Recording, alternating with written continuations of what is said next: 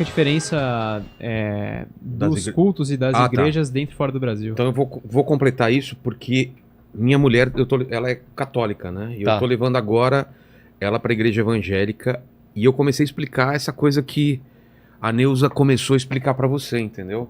Dons do Espírito Santo e esse tipo de coisa. Mas, e ela quer, né? Esse tipo de coisa e ao mesmo tempo tem uma ansiedade e ao mesmo tempo tem um entendimento de que não, é tudo no seu tempo. Sim. Se você pudesse falar para ela ou para a pessoa que tá em casa, que tá buscando os dons do Espírito Santo e tem aquela mesma noção que você tinha, pô, não acontece nada comigo, o problema é comigo. Qual que é, o que você pode falar sobre isso? Como que funciona? Vilela, e quais são os dons também, né? Não, pra mim, Vilela, é bem simples, cara. A palavra de Deus diz, né? A Bíblia fala, o justo viverá pela fé. O justo não vive pela emoção, não vive por sensações. De vez em quando você pode até ter, ou talvez não ter. Eu sou um cara, tipicamente, que eu não tenho essas sensações. Eu já tive. Que sensações? Essas sensações sobrenaturais. Às vezes você sente fogo, eletricidade. Eu já vi nego chacoalhando, entendeu? Eu já tive isso. Só que se eu pego, assim, a média das reuniões que eu já participo, eu sou o cara que tenho, na média, sou abaixo da média. Então, assim, uma das coisas que eu já tive lá atrás, que eu já dividi aqui, que é, tem alguma coisa errada comigo? Foi eu entender que no cristianismo, tudo é pela fé. Não é pela emoção. Às vezes a emoção até ajuda você na fé. Mas não é porque você tem a ausência da emoção ou a ausência da sensação que isso anula a tua fé. Porque a tua fé é uma convicção, cara. Sim. Né? É uma convicção. Cara, eu sei. Eu não preciso sentir nada, eu não preciso ver nada, eu não preciso tremer, eu não preciso chorar. Eu sei. A fé é isso. Então, é isso que Deus honra. Eu já vi muita gente cair debaixo da unção, que nem a gente chama no pentecostalismo. O cara cai debaixo da unção, chacoalha na unção, o cara levanta e tá vivendo uma vida totalmente errada. Entendi, coisa não tá relacionada com a outra. Não, às vezes é um dom que Deus dá, é um presente que Deus dá. A experiência sobrenatural, ela é um presente, ela não determina a tua salvação ou a tua maturidade cristã. Né? Então a tua maturidade cristã e a tua salvação vai estar diretamente ligada à tua fé. Então eu falo para as pessoas que às vezes me perguntam, Theo, isso que você orou, a pessoa do meu lado tava chorando, chacoalhando, só que eu não tava sentindo nada. Eu falei assim, cara, você tem fé que você recebeu algo de Deus? Eu sei que Deus falou comigo, então é só isso, cara, volta para casa em paz. Você tem que ter certeza. Mas eu quero essas coisas. Que bom que você quer, cara. Eu quero muita coisa também. Eu quero fazer muito mais dinheiro. Eu quero eu quero uma série de coisas. Eu quero garantias na vida de segurança. Às vezes você tem o que você quer, às vezes você não tem o que você quer. Então, continue buscando. E eu falo para as pessoas, Deus é soberano. Deus, ele vai escolher se ele quer depositar, se não quer, quando. É óbvio que eu, como uma pessoa que cresci no pentecostalismo, eu acredito que é da vontade de Deus que todos venham ter essa experiência do batismo do Espírito Santo. Mas eu também conheço pessoas que estão buscando há muito tempo e até agora não tiveram. É mesmo? E agora eu vou falar pra eles, você é menos espiritual? Não, eu não acho. Eu acho que Deus tem um tempo pra tudo. Exato. Deus tem um tempo quais pra são tudo. os dons do Espírito Santo? Cara, o apóstolo Paulo, ele, na verdade, tem algumas, eu diria, perspectivas diferentes. Talvez 3 sets de dons, né? Então você tem os dons que são para a igreja, né? Que é de Efésios, onde ele fala que é o dom do apóstolo, do profeta, o dom do evangelista, o dom do pastor, o dom do mestre. São 5 dons para a igreja. E são pessoas que eles carregam o ofício desses dons para a igreja. Aí você tem também os dons lá de Romanos 12, né? E são 7 dons em Romanos 12. Até o dom de generosidade, dom de administração, dons de misericórdia, né? Então, assim, são dons que alguns pensam, isso aí não é tão espiritual, mas o apóstolo Paulo, tanto em Efésios quanto em Romanos, está falando dons do Espírito, dons espirituais.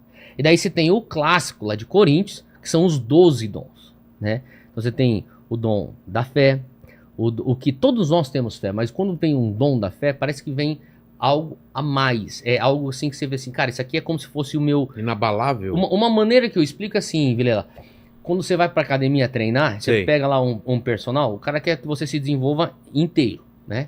Só que você, tipo, pô, eu odeio malhar a perna.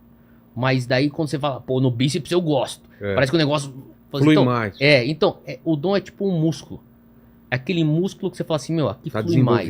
Tá. Esse músculo aqui, cara, eu tenho maestria dele.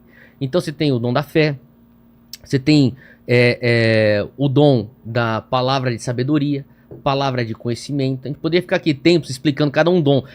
Tem o dom da profecia, o dom de cura, sinais e maravilhas, ou prodígios, né, milagres. Porque uma coisa é você ter cura, outra coisa é prodígio. Né? E às vezes a pessoa confunde. Mas a cura não é um prodígio? Então, um dom de cura vamos supor, você tem uma condição, a pessoa ora, e isso acontece, eu já vi acontecer diversas vezes. Às vezes a cura sendo algo progressivo. Então você começa a ver assim, olha, essa condição, sei lá, uma bronquite, ela aos poucos, depois que eu recebi aquela oração, aos poucos a bronquite está melhorando. Entendi. Tá? Agora, vamos supor, o cara tá com tumor. O cara sente tumor no corpo. O cara recebeu uma oração. Pum, desapareceu. Sumiu. Aquilo lá já não é uma cura, é um milagre. É um dom, é um sinal, sinal e um prodígio. Entendi. Faz sentido? Entendi. Então, assim, nesse sentido, né? E você tem também os dons das línguas e da interpretação de línguas também, né? Como que é o dom de interpretação de língua? Alguém tá orando em línguas e alguém recebe a interpretação e traz. O que já aconteceu algumas vezes comigo também. Eu no lado receptor. Tá. Né? Então, assim, a pessoa tá profetizando algo pra mim e de repente a pessoa é tomada pelo Espírito, começa a orar em línguas. E daí quando ela começa a orar em línguas, não é uma coisa só para uma oração em espírito para edificação própria, que nem aquilo que eu já descrevi da minha trajetória. Agora é diferente. Ela está fazendo um proferir em línguas. E daí isso requer uma interpretação. Entendi. Até para não ficar uma coisa que nem o próprio apóstolo Paulo fala. Vai ficar uma confusão aqui dentro, fica um circo a igreja. E como você saber... Não sei se essa pergunta ela é ofensiva, mas como você saber se o dom é de Deus ou se é do diabo? Ou se o cara tá inventando. Não, ou se é até uma coisa do inimigo, do diabão mesmo.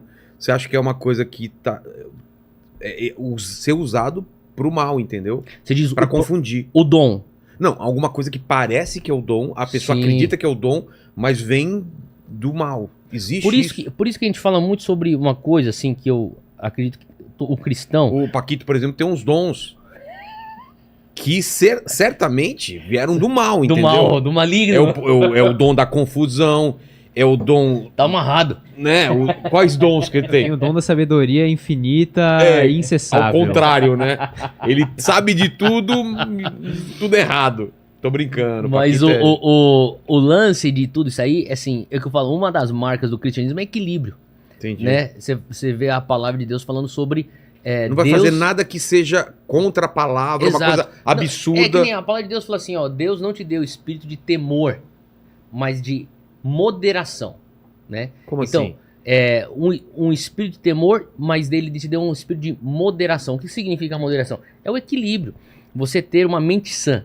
Então, o que eu tô querendo dizer com isso quando você começa a ver um cristianismo que valoriza mais os dons do Espírito em detrimento dos frutos do Espírito, aí você começa a fazer, esse negócio vai dar ruim. Tá errado. Por quê? Eu vou explicar essa questão do fruto do Espírito e dons do Espírito.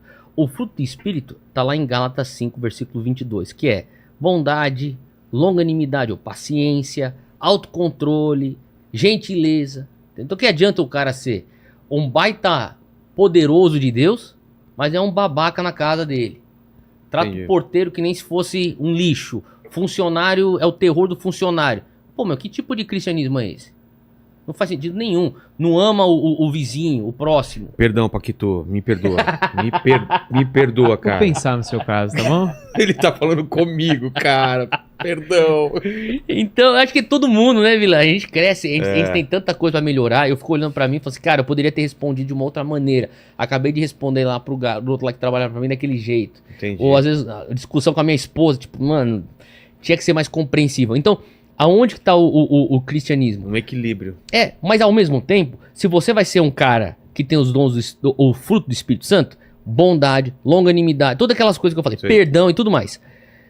Só que você não tem o poder do Espírito Santo, cara, sabe o que você é? Você é um bom cidadão.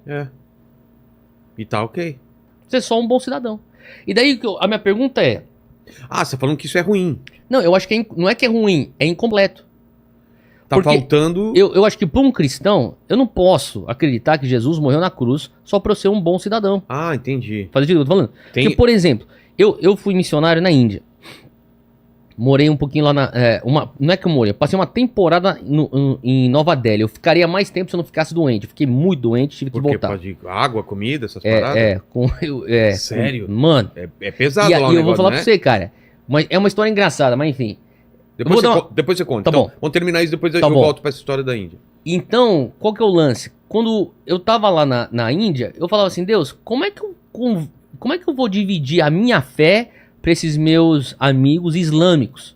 Porque eu tava numa região de Nova Delhi que era islâmica e não hindu. Sei. A maior parte da Índia é hindu, mas tem bastante islâmicos lá. E eu jogava bola com os caras, a gente passava tempo junto, eles sabiam que eu era missionário evangélico, tudo. Mas eu tava lá num programa de futebol. Então, eu falava, mas eu tô aqui, esse negócio de programa de futebol não é meio que um meio para um fim. O fim é que eles venham conhecer Jesus. E quando eu tô lá na Índia, cara, eu conversava com os caras e os islâmicos falam, não, cara, você fica aí com o teu Jesus, eu fico com o meu Maomé e com o meu Alá, tá tranquilo, bem, cara.